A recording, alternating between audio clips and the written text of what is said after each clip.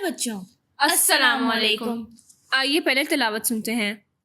औज़ु बिल्लाहि मिनश शैतानिर रजीम, बिस्मिल्लाहिर रहमानिर रहीम। मैं शैतान मरदूद से अल्लाह की पनाह मांगता हूँ। शुरू करता हूँ अल्लाह के नाम से जो बड़ा मेहरबान निहायत रहम वाला है। या बुनैया अक़िमिस सलात वअमुर बिल मारूफ वन्हा अनिल मुनकरि वस्बिर अला मा असाबक इन्न ज़ालिका मिन अज़्मिल उमूर। ए मेरे प्यारे बेटे, तू नमाज कायम रखना, अच्छे कामों की नसीहत करते रहना, बुरे कामों से मना किया करना, जो मुसीबत तुम पर आए सब्र करना। यकीन मान ये बड़ी हिम्मत का काम है। सदक़ल्लाहुल अज़ीम। जज़ाकल्लाह। मौलिम प्रोग्राम में हादिया और नबिहा की तरफ से खुशामदीद। हादिया, आपको पता है आज मैंने क्या खाया? क्या खाया? आज मैंने दाल चावल खाया। वाह! और आपने क्या खाया? मैंने तो बिरयानी खाई। मजेदार। प्यारे बच्चों, आप सब ने आज क्या खाया? वाह, ये सब तो बहुत लजीज चीजें लगती हैं। नबीहा, क्या आपने खाना खाने से पहले बिस्मिल्लाहिर्रहमानिर्रहीम पढ़ी थी? जी बिल्कुल हादिया, मैंने पढ़ी थी। आपको पता है हमारे नबी सल्लल्लाहु अलैहि वसल्लम ने फरमाया, अल्लाह का नाम लेकर और दाएं हाथ से खा और अपने सामने से खा। यानी हमें चाहिए कि हम खाना शुरू करने से पहले बिस्मिल्लाहिर्रहमानिर्रहीम पढ़ें और सीधे हाथ से अपने सामने की तरफ से खाएं। मुझे तो बिस्मिल्लाहिर्रहमानिर्रहीम का मतलब ही पता है। इसका मतलब है शुरू अल्लाह के नाम से जो बड़ा मेहरबान निहायत रहम करने वाला है। प्यारे बच्चों, अल्लाह ने हमें इतनी आसानियां दी हैं कि हम जितना भी शुक्र अदा करें कम है। आपको पता है कि अगर हम शुरू में बिस्मिल्लाहिर्रहमानिर्रहीम पढ़ना भूल जाएं तो हमें चाहिए कि खाना खाते हुए जब भी हमें याद आए हम ये दुआ पढ़ें, बिस्मिल्लाहि अव्वलु व आखिरा। चले नबीहा, हम सब ये दुआ मिलकर पढ़ते हैं। ठीक है। बिस्मिल्लाहि अव्वलहु व आखिरा। इस दुआ का मतलब है शुरू अल्लाह के नाम से, काम के शुरू में भी और आखिर में भी। हमारे प्यारे नबी हजरत मोहम्मद मुस्तफ़ा सल्लल्लाहु अलैहि वसल्लम ने लेटकर और टेक लगाकर खाना खाने से भी मना किया है। एक और बात नबीहा, अगर खाना हमारी पसंद से मुख्तलिफ हो तो भी शिकायत नहीं करनी चाहिए और खा लेना चाहिए और खाना ख़त्म करके अल्लाह का शुक्र अदा करना चाहिए। सब बच्चे ये दुआ याद कर लें। इसी अच्छी बात के साथ चलते हैं अपने अगले कॉम्पोनेंट की तरफ। 1 2 3 मैथमेटिक्स की मशीन। अस्सलाम वालेकुम प्यारे बच्चों और वालिदैन। 1 2 3 मैथमेटिक्स की मशीन में आपके मेज़बान राहिला माहीन आपके सामने है, कुछ नया लेकर कुछ अलग अंदाज से। सबसे पहले आज की अच्छी बात। किसी ने क्या खूब कहा है कि मैथ सिर्फ मोहब्बतों को जमा करने या नफरतों को तफरीक करने का नाम नहीं। मैथ से असल में ये पता चलता है कि हर प्रॉब्लम का सलूशन होता है, यानी कि हर मसले का हल होता है। आज का दिन बहुत खुशाइंद है और आज के दिन गुज़िश्ता दिनों की तरह सबसे पहले आगाज करते हैं वर्जिश से। ठीक है, तो अब आप खड़े हो जाएं। म्यूजिक हमें एनर्जी देता है। ठीक है, सबसे पहले हम पंजों के बल उछलेंगे, ये आप पहले भी कर चुके हैं। ये वार्म अप एक्सरसाइज कहलाती है। 5 10 15 20 25 30 35 40 45 50 45 40 35 30 25 20 15 10 5 0। चले अब रुक जाइए, सांस की मशक करेंगे। नाक से सांस लीजिए, थोड़ा सा रोकें और अब मुंह से निकाल लें। दोबारा नाक से सांस लीजिए, मुंह से निकाल लीजिए। एक दफा और नाक से सांस लीजिए और मुंह से निकाल लें। चलिए दूसरी एक्सरसाइज। इसमें आपने दोनों पांव खोल लेने हैं। आप सीधे हाथ से उल्टे पांव के अंगूठे को छुएंगे, फिर सीधे हो जाएंगे और फिर उल्टे हाथ से सीधे पांव के अंगूठे को छुएंगे। इस तरह हम बारी बारी दोनों पैरों के अंगूठे को छुएंगे। याद रहे, अगर सीधा हाथ है तो उल्टा पाँव, और अगर उल्टा हाथ है तो सीधा पाँव। शुरू करते हैं कुछ मुख्तलिफ नंबरों के साथ। 10, 20, 30, 40, 50, 60, 70, 80, 90, 100, 90, 80, 70, 60, 50, 40, 30, 20, 10।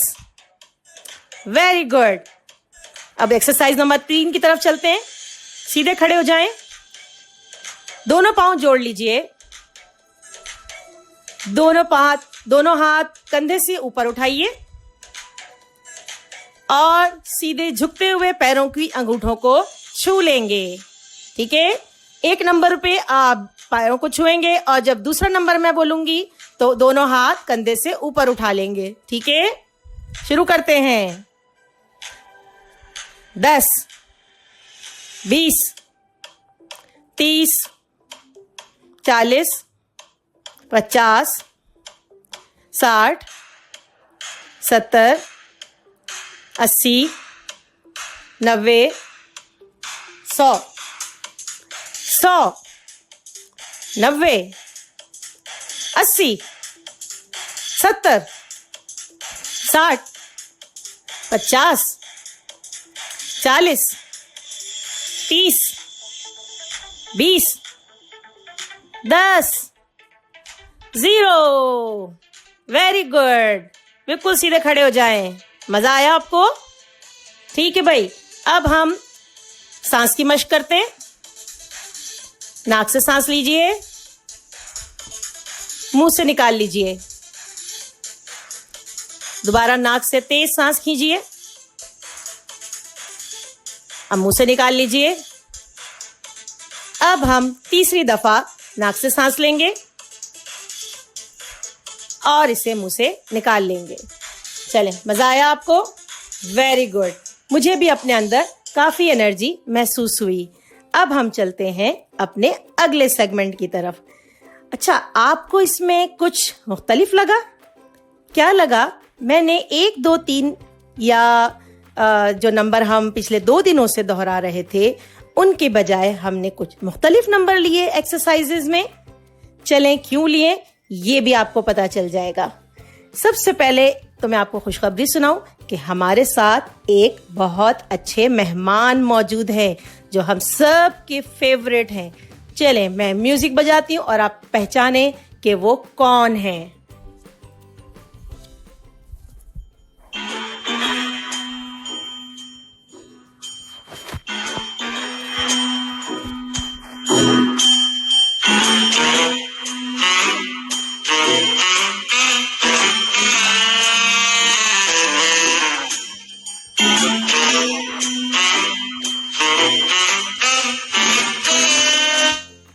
जी जनाब, तो पहचाना आपने?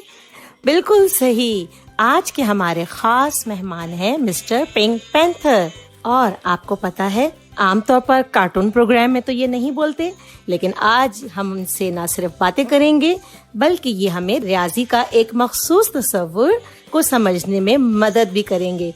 बहुत शुक्रिया मिस्टर पिंक पैंथर आपका यहाँ आने का। बहुत बहुत शुक्रिया मुझे यहाँ बुलाने का। आप वैसे यहाँ क्या कर रही हैं? जी, हम बच्चों को कुछ रियाजी के तस्वुरात को रोजमर्रा जिंदगी से जोड़कर वाजे करने की एक छोटी सी कोशिश करते हैं। आपको पता है, आपके कार्टून हम बहुत शौक से देखते हैं। क्या वाकई? जी हाँ, और आपको ये भी बताएं कि ये कार्टून तो दादियाँ और नानियाँ भी शौक से देखती हैं। आप मुझे शर्मिंदा कर रही हैं। ये आपके बैग में क्या है? अरे, इसमें तो कुछ कार्ड्स हैं, कुछ खास कार्ड्स हैं। इनमें कुछ कार्ड्स ऐसे हैं जिसमें मैंने नंबर लिखे हुए हैं और कुछ ऐसे हैं जो खाली हैं। चलें, आज आप हमारी मदद करने आए हैं ना? जी हाँ, बिल्कुल। मैं ये कार्ड्स मेज पे रखती हूँ, ठीक है। अब इनमें कुछ कार्ड्स पे नंबर लिखे हैं, कुछ खाली हैं। आपने देखना है और मुझे बताना है कि खाली वाले कार्ड में कौन सा नंबर आएगा, ठीक है। ठीक है ठीक है। चलें, अब बताइए।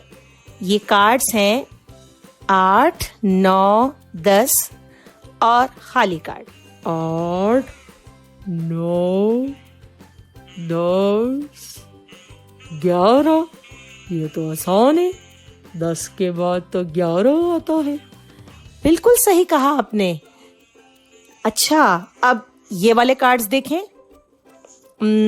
इसमें लिखा हुआ है 11, 13, 15 और ये खाली कार्ड। अब बताइए। 11, 11 के बाद आता है 12। 12 आपने नहीं लिखा और लिखा है 13। 13 के बाद आता है 14। 14 नहीं लिखा, 15 लिखा है। तो 15 के बाद आएगा 16, जो कि आप नहीं लिखेंगे, और जवाब होगा 17। बिल्कुल सही जवाब। अरे मिस्टर पिंक पैंथर, आप तो बहुत ज्यादा ज़हीन हैं। लेकिन आप ये कैसे कर रहे हैं? भाई, हम एक नंबर छोड़ देते हैं, दूसरा नंबर आगे बढ़ा लेते हैं, इससे हमें पता चल जाता है। अच्छा, चलें अब बताएं। नंबर है 32, 34, 36। इसका अगले खाली कार्ड में क्या आएगा? 32, 34।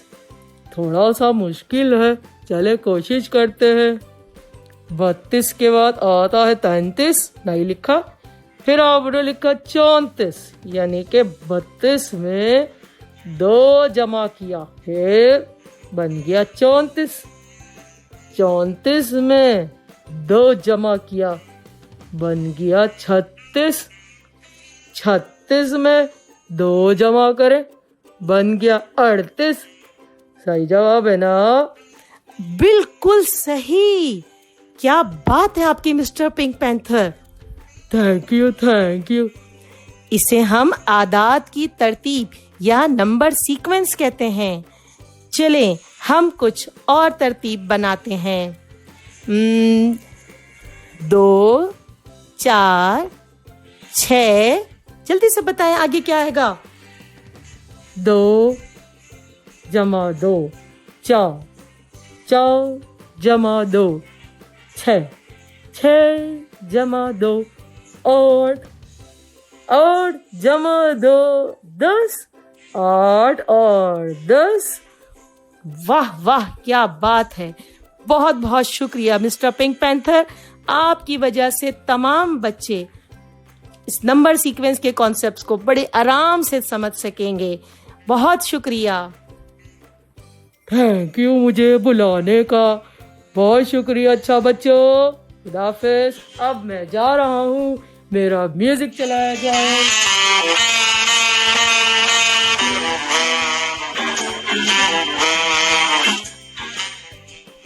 देखा बच्चों आपने, पिंक पैंथर ने हमें ये समझाया कि सबसे पहले जो नंबर लिखा है उनकी तरतीब और फर्क को समझेंगे जब हमें पता चल जाएगा कि कितने नंबर जमा करने से या तफरीक करने से अगला नंबर आता है, तो हमारे लिए अगला नंबर ढूंढना बिल्कुल मुश्किल नहीं रहेगा।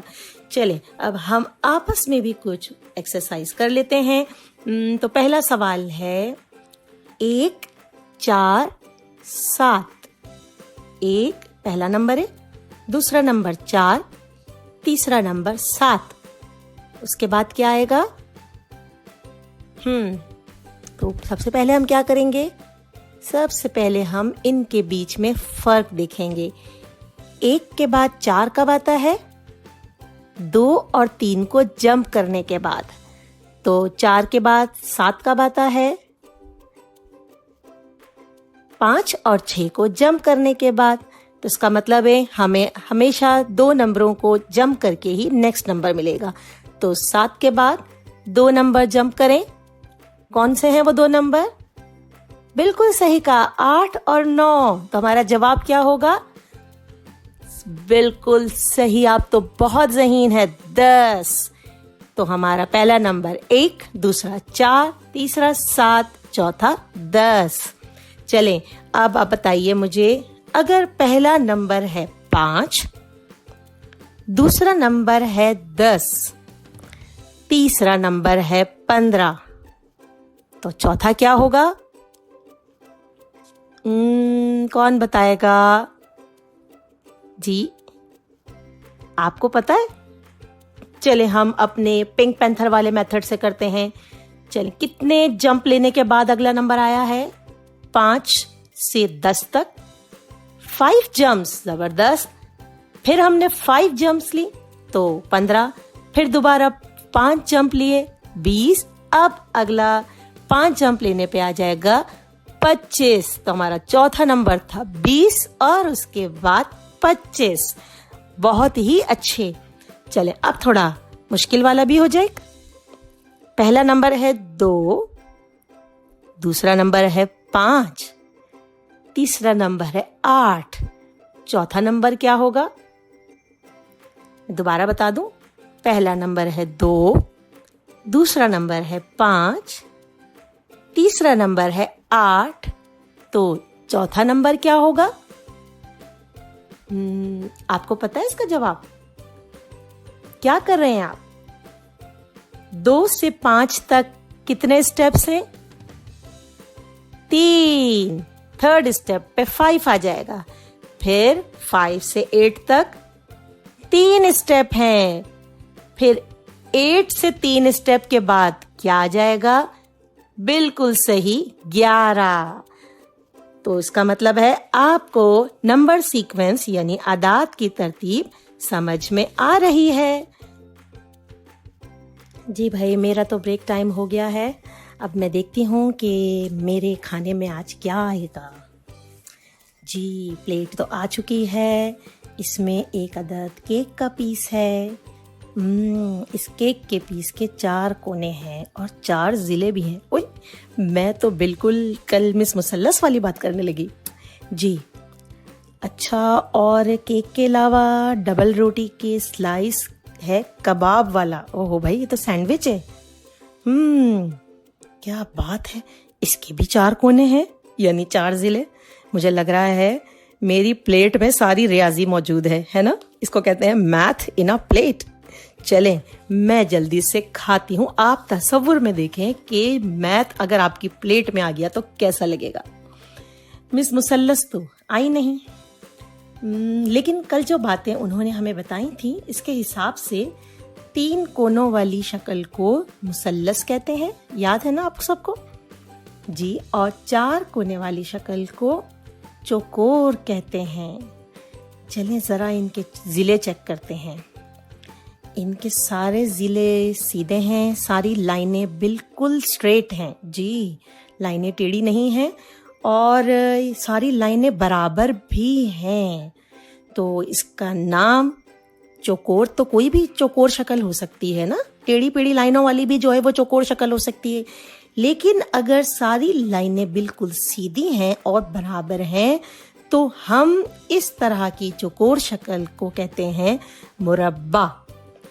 आप कहेंगे आम का मुरब्बा? नहीं जी, ये मुरब्बा है और इसकी हिज्जे होती है मीम रे बे आइन। ठीक है जी, और ये वही मुरब्बा है जिसके लिए कल मिस मुसल्लस के पास फोन आया था।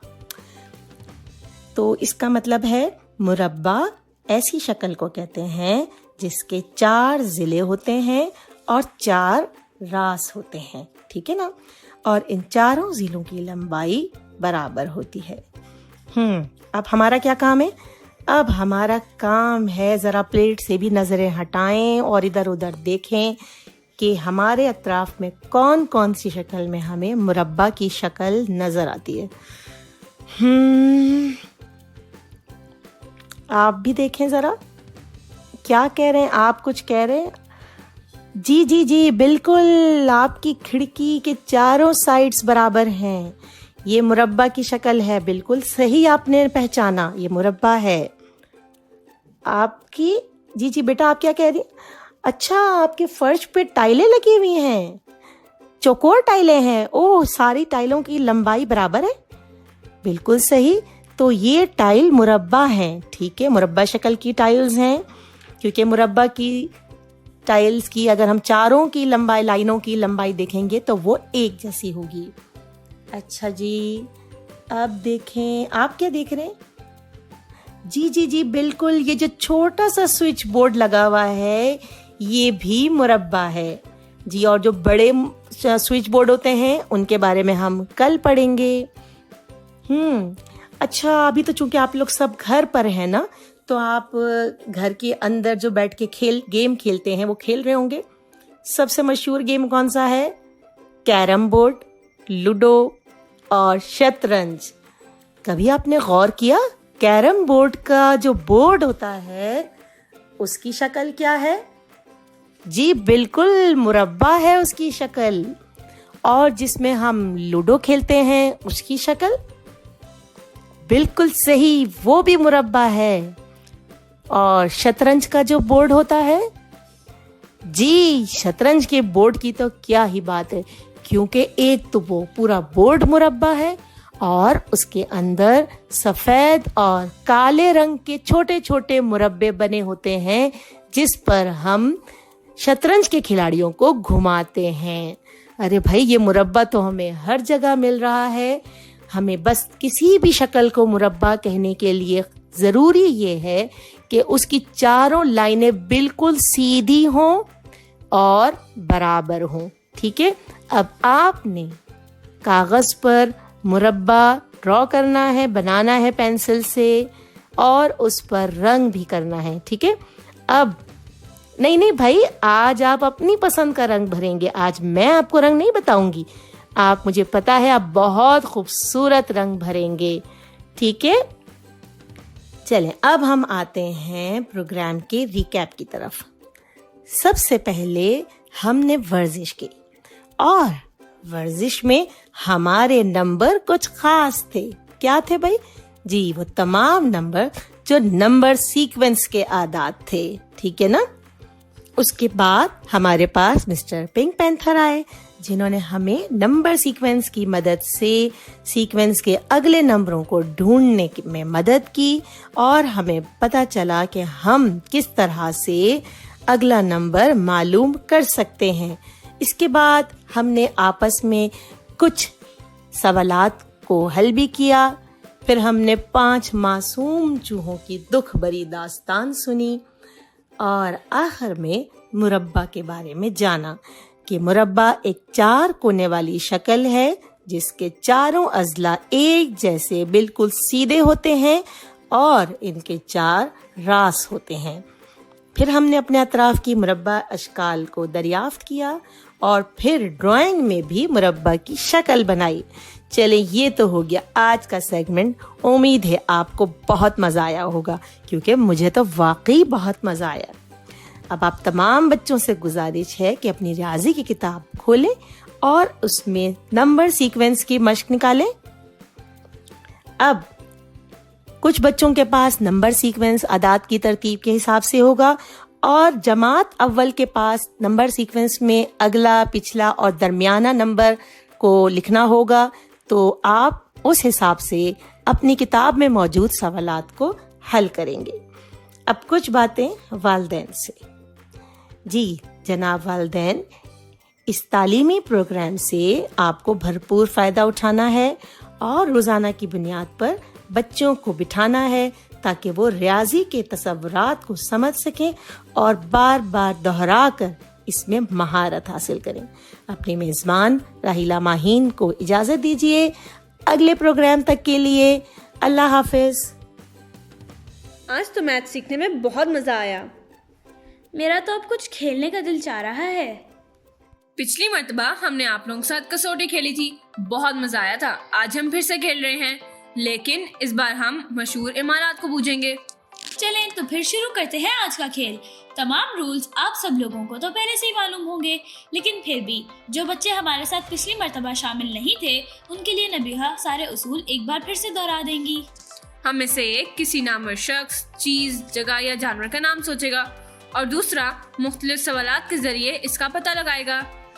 चलें हादिया, शुरू करते हैं। आप किसी मशहूर इमारत का नाम सोचें और मैं सवाल करना शुरू करती हूँ। चले नबीहा, मैंने सोच लिया है, अब हम खेलना शुरू करते हैं। ठीक है, सबसे पहले तो आप मुझे ये बताएं, क्या ये इमारत पाकिस्तान में है या पूरी दुनिया के किसी और मुल्क में? पाकिस्तान में है। चलें, ये तो आपने मेरे लिए आसान कर दिया। बच्चों, आप भी हमारे साथ ये गेम खेलें। क्या पता आप में से कोई मुझसे पहले पूछ ले। अच्छा, तो हादिया ये बताएं, क्या ये इमारत पंजाब में है? नहीं। बलूचिस्तान में? नहीं। खैबर पख्तूनख्वा में होगी? नहीं। अच्छा, फिर तो सिंध ही रह जाता है, सिंध में ही होगी। जी हाँ, सिंध में ही है। अच्छा, तो आप मुझे ये बताएं, क्या ये इमारत सिंध के शहर हैदराबाद में है? नहीं। कराची में है? जी हाँ। अच्छा, मालूमात मिली है वो ये है कि ये इमारत सिंध के शहर कराची में है। अब आप मुझे ये बताएं, क्या ये इमारत मजहबी अहमियत की हामिल है? नहीं। मजहबी नहीं है तो फिर सियासी अहमियत तो रखती ही होगी। कह सकते हैं। कह सकते हैं? अच्छा, ऐसी कौन सी इमारत होगी जो सियासी अहमियत रखती भी है और नहीं भी? ओह अच्छा, ये इमारत सफेद रंग की है ना? जी हाँ। मैंने पता लगा लिया है। ये कराची में वाक़े कायदे आज़म का मज़ार है, जहाँ कायदे आज़म को दफन किया गया है ना? जी नबीहा, आपने बिल्कुल सही बताया। वाह, आप जीत गईं। क्या आपको मालूम है कायदे आज़म 1948 में फौत हुए थे। उनको इस जगह पर दफनाया गया था, लेकिन तब यहाँ पर मज़ार नहीं बना था। ये मज़ार 1960 में बनाया गया था और यहाँ पर कायदे आज़म के साथ उनकी बहन मोहतरमा फातिमा जिन्ना और हमारे मुल्क के पहले वजीर आज़म लियाकत अली खान को भी दफनाया गया है। चले हादिया, अब आपकी बारी है सवाल करने की। मैंने इमारत सोच ली है। ठीक है नबीहा, सबसे पहले मुझे ये बताएं कि क्या ये इमारत पाकिस्तान में है या किसी और मुल्क में? पाकिस्तान में। अच्छा, ये इमारत पाकिस्तान में है। तो नबीहा, क्या ये इमारत सिंध में है? नहीं। पंजाब में? जी बिल्कुल। अच्छा, अगर ये इमारत पंजाब में है तो क्या ये लाहौर में है? जी लाहौर में ही है। एक इमारत वो भी लाहौर में? लाहौर में तो बहुत सी मशहूर इमारतें हैं, ये कौन सी हो सकती है? नबीहा, क्या ये इमारत बहुत पुरानी है या ये कोई नई इमारत है? बहुत पुरानी है हादिया। क्या इस इमारत के आसपास कोई बाग है या ये उधर बनी हुई है? जी बिल्कुल। इस इमारत के आसपास और भी मशहूर इमारतें हैं क्या? जी बिल्कुल, बहुत सी हैं। हाँ, मुझे कुछ समझ आने लगा है कि आप कौन सी इमारत के बारे में सोच रही हैं। फिर भी मैं कुछ और सवाल पूछकर अपने शक को यकीन में बदलकर आपको सही नाम बताऊंगी, ताकि मैं भी ये गेम जीत जाऊं। ठीक है। नबीहा, क्या इस इमारत के आसपास जो मशहूर इमारतें हैं वो मीनार पाकिस्तान और ग्रेटर इकबाल पार्क है? हाँ जी बिल्कुल, आप सही समझ रही हैं। क्या ये इमारत मुगल बादशाह अकबर ने बनवाई थी? जी बिल्कुल। नबीहा, जो इमारत आप सोच रही हैं, क्या वो बादशाही किला है? हाँ जी, आपने बिल्कुल सही गेस किया। तो प्यारे बच्चों, क्या आपको पता है मुगल बादशाह अकबर ने ये बादशाही किला बनवाया था लाहौर में। इस किले के साथ बहुत ही मशहूर बादशाही मस्जिद भी है और इन दोनों के साथ मीनार पाकिस्तान भी वाक़ है। अरे वाह, जबरदस्त हादिया। ये तो हो गए लाहौर और कराची के एडवेंचर्स। अब आइए सुनते हैं adventures of professor Bunty. Assalamualaikum and good afternoon to you all. Welcome to Adventures with Professor Bunty. मैं हूँ आपकी होस्ट युस्रा और हमारे साथ है हमारे फेवरेट प्रोफेसर बंटी। और हम दोनों आपको अपने शो में एक बार फिर खुशामदीद कहते हैं। चलिए प्रोफेसर बंटी, आज के शो की तरफ बढ़ते हैं। सबसे पहले we will discuss the letter of the day. Yes. So tell me, what's the letter of the day today? The letter of the day today is the letter that comes after A. Do you know what that letter is, kids? Yes, it is the letter B. The sound of letter B is B. Letter B से मुझे Bob the Bear याद आ गया। Bob the Bear? Who is that, Professor? Bob the Bear मेरा बहुत ही अच्छा और प्यारा दोस्त था। वो एक भालू था। It was a bright sunny day. The weather was really hot. मैं अपनी बोट पे जंगल में मौजूद रिवर की सैर कर रहा था। The river had cold water. The trees were very green and tall. I noticed कि जंगल में दरख्त बहुत कम थे। I got off my boat and started walking in the jungle.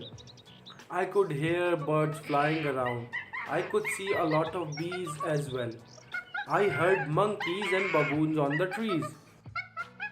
Suddenly, एक baboon ने दरख्त से जंप मारी and it fell on the ground. I ran toward it and asked, "Are you okay? Did you get hurt? Oh no! I think my body hurt. Why did you fall down?" Because I wanted to get bananas from the other tree. But they have cut down so many trees, I fell. "Oh, why are they cutting the trees? It's bad for the environment." Can you ask the woodcutters to stop cutting our trees? It is bad for us because this is our home. And if all the trees are cut, we will have no place to stay. Yes, of course. Can you take me to them? मैंने decide कर लिया कि अब मैं would cutters को ढूंढूंगा. I started walking with the baboon in the jungle again. I saw a really big elephant. I saw giraffes with long neck. I saw black birds flying around me. मैं चलता रहा और चलता रहा. थोड़ी देर बाद मुझे दूर कुछ लोग नजर आए. They looked scared. बबून ने मुझे बताया कि ये वो वुड कटर्स थे. I walked there and saw a group of woodcutters. मैं उनके पास गया और उनसे पूछा कि आखिर क्या हो रहा है.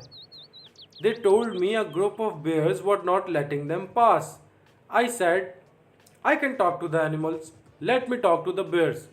फिर मैं bears की तरफ आगे बढ़ा.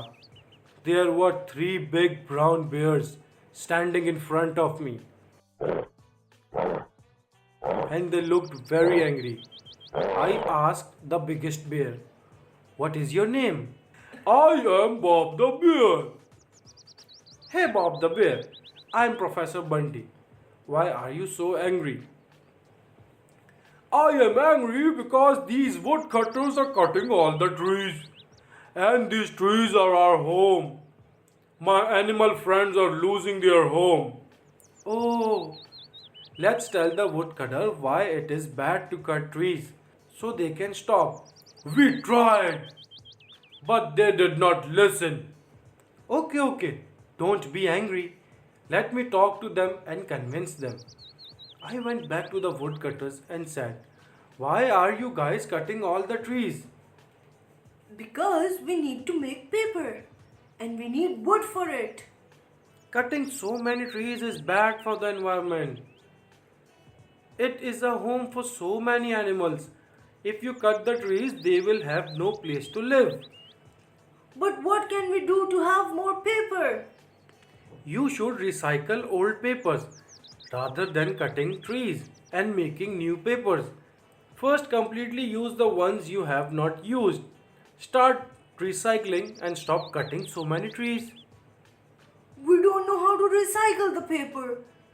And we need wood urgently to make paper. But why do you need paper so urgently? The princess in our kingdom loves to play with the paper. And now there is no more paper left in the kingdom. So she ordered us to bring more paper by cutting the trees. But then where will the animals live and get food if there is no jungle left? Yes, you are right. I think we should talk to the princess about this. She will not listen, Professor. I have an idea. Let's go and talk to the princess. फिर मैं उन सारे जानवरों के साथ princess के पास पहुंचा. Princess ने इतने जानवर देखे तो डर गई और कहने लगी, "आप सब लोग यहाँ क्यों आए हैं?" मैंने कहा, "प्रिंसेस, आप ये ट्रीज क्यों कटवा रही हैं?" मुझे पेपर से खेलना है और अब पेपर खत्म हो गए हैं, तो मैंने कहा कि मुझे और ला कर दो पेपर। क्या आपको पता है ट्रीज काटने से कितना नुकसान होता है? ट्रीज काटने से क्या नुकसान होता है? मुझे तो नहीं पता। कोई नुकसान की बात है क्या ट्रीज काटना? जी, बहुत नुकसान होता है। कोई नुकसान नहीं होता, ये तो हमेशा से ही कट रहे हैं। जी, पर अब हमें इनको बचाना होगा। क्यों बचाना होगा? प्रिंसेस, मुझे एक बात तो बताएं, आपको कौन सा जूस पसंद है? मुझे एप्पल जूस बहुत पसंद है। बहुत मजे का होता है एप्पल जूस।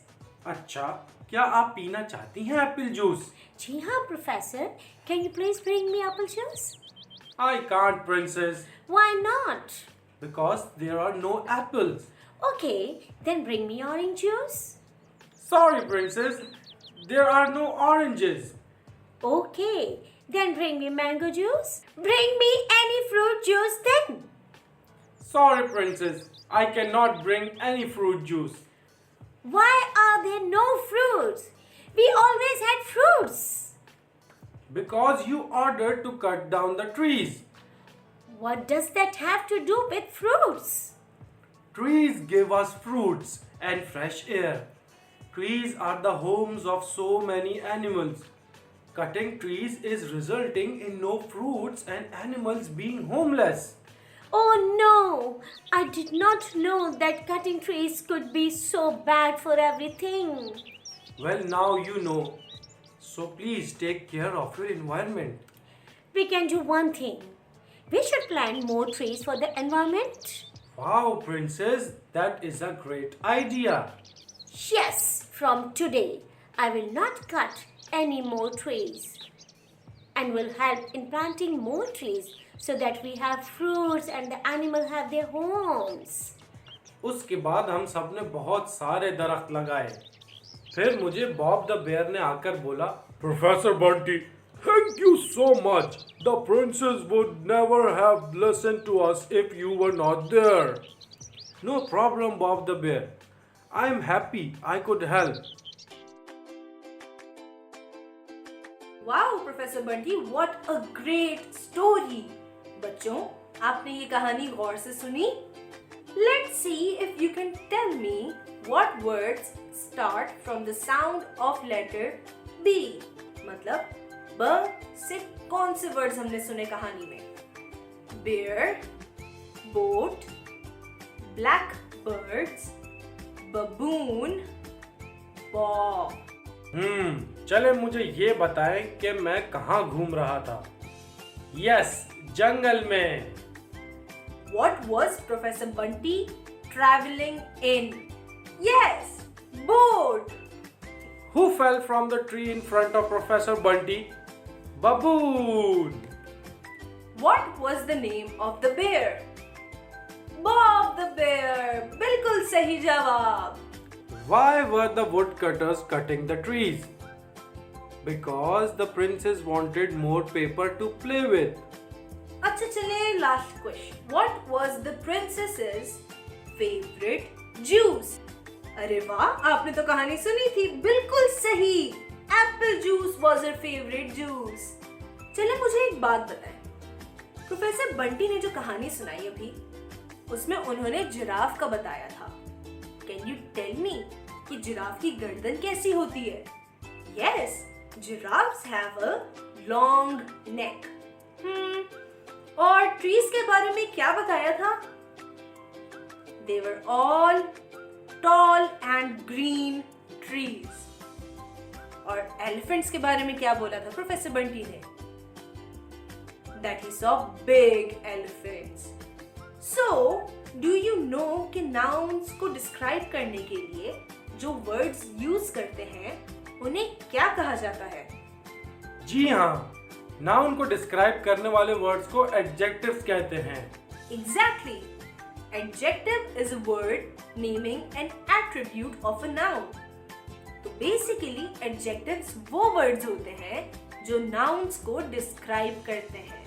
जैसे long neck, big elephants and green tall trees. चलें, let's see if you guys understand what adjectives are. I will speak a sentence. You should point out the adjective in that sentence. So the first sentence is, the fast leopard ran away. Do you know इस sentence में adjective क्या है? अरे वाह, fast, well done. अच्छा मुझे ये बताएं, why is fast an adjective? Because fast is describing a noun. The noun in the sentence is leopard and the word fast is describing the leopard. Professor Bunty, एक और example दें. तो the sentence is, she is a sweet girl. इस sentence में adjective क्या है? जी हाँ, sweet is the adjective. in the sentence because sweet is describing the girl. Okay, let's do one more. The sentence is he has dirty shoes.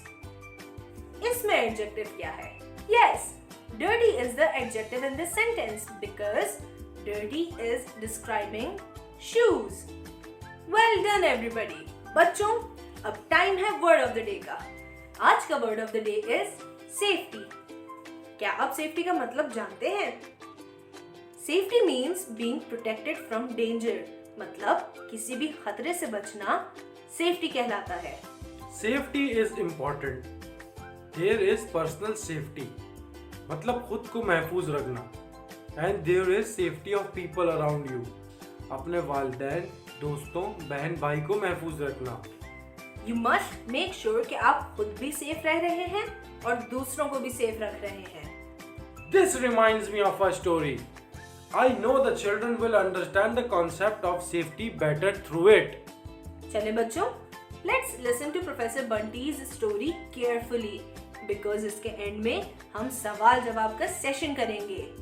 Ali, आमना और सारा अपने father के साथ बस स्टॉप जाते थे. एक दिन वो लोग बस स्टॉप पहुंचे तो बस लेट हो गई. सारा को चॉकलेट्स खानी थी तो उनके अब्बू ने कहा मैं चॉकलेट लेकर आता हूँ और बस के टिकट्स भी लाता हूँ. तब तक आप लोग यहाँ आराम से बैठें. बच्चों ने कहा ओके. अब्बू ने जाने से पहले कहा you must never talk to strangers when you are outside. You must never go with them anywhere. They might harm you. ये बोल के he went to get the chocolates and tickets. थोड़ी देर में एक आदमी बच्चों की तरफ आया और पूछा कि where is the canteen. I want to buy something to drink. Ali pointed to the canteen and said there is one behind the ticket booth. The man said why don't you come with me. Ali suddenly remembered that his father told him never to go anywhere with the strangers, so he politely refused to go. There was the bus horn, and the father came back. He called the kids and said, come on, the bus is here. Let's go. The children quickly went to their father and rode the bus. Oh wow! So Ali was smart enough to listen to his father and not go with a stranger. Yes, indeed. अगर वो चला जाता तो कुछ भी हो सकता था क्योंकि वो उस आदमी को नहीं जानता था. So let's ask some questions related to the story. What were the names of the three siblings? Ali, Sara and Amna. Very good. What did the father say to the kids before going? He said not to talk to strangers and not to go with them anywhere. अच्छा चलें ये बताएं. What did the stranger ask Ali? Yes, he asked Ali where the canteen was. Why did Ali refuse to go with the man? Because he remembered his father advising him not to go anywhere with the strangers. Well done everyone. आपने कहानी को बहुत गौर से सुना. तो professor Bunty, आज बच्चों ने क्या सीखा? तो आज बच्चों ने लेटर बी, उसका साउंड ब और उसके कुछ वर्ड सीखे जैसे कि bears, baboon, birds वगैरह. They also learned about adjectives, the word that describes a noun like long neck, dirty shoes, sweet girl, and finally they learned about safety. They learned to be safe by not talking to strangers and listening to their parents' advice. अब वालिदैन के लिए एक advice. मैं आपसे ये कहना चाहती हूँ कि आज का लेसन बच्चों के साथ ज़रूर दोहराएं. आज के लेसन से रिलेटेड वर्ड बुक में जो काम है वो बच्चों को कराएं और इन्हें अच्छी अच्छी नसीहतें दें. तो बच्चों, अगले लेसन तक be kind, be thankful and stay safe. Adventures of professor Bunty यहाँ खत्म हुआ. मैं आपकी होस्ट युस्रा आपसे इजाजत चाहती हूँ. आपसे जल्द ही दोबारा मिलेंगे. शुक्रिया and Allah Hafiz. Wow, this was really helpful. Let's use adjectives. अपने नामों के साथ करते हैं। Like happy Hadia. हाँ, नाइस नबीहा। Thank you. बच्चों, आप सब भी ये ट्राई कर सकते हैं। अगले प्रोग्राम तक के लिए अल्लाह हाफिज। पाकिस्तान जिंदाबाद।